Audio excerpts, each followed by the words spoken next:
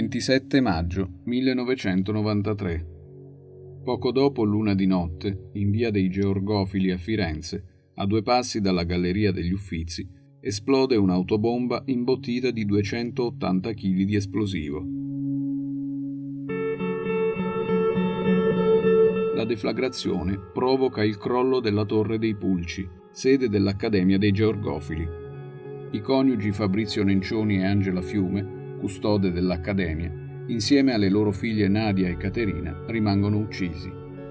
Nel successivo incendio, che si propaga nelle abitazioni circostanti, muore anche lo studente universitario Dario Capolicchio.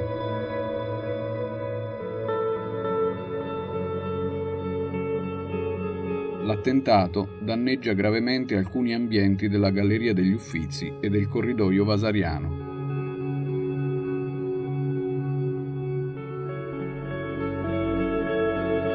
I capolavori più importanti riescono a salvarsi grazie ai vetri protettivi, altri invece risultano gravemente danneggiati o quasi distrutti.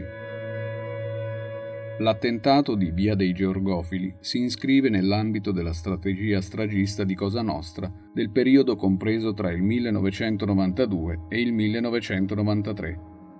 Meno di un anno prima ci sono state le stragi di Capaci e di Via D'Amelio a Palermo, dove perdono la vita i giudici Giovanni Falcone e Paolo Borsellino.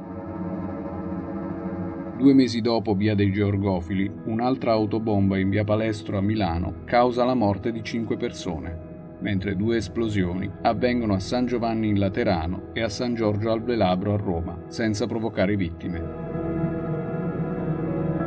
In seguito alle indagini e ai processi, è stato accertato che l'attentato di Via dei Georgofili è stato pianificato durante una riunione tra gli affiliati a Cosa Nostra Gaspare Spatuzza, dal 2008 collaboratore di giustizia, Giuseppe Barranca e Francesco Giuliano, insieme ai boss Giuseppe Graviano, Matteo Messina Denaro e Francesco Tagliavia. Sono stati tutti condannati all'ergastolo, tranne Matteo Messina Denaro, latitante dal 1993.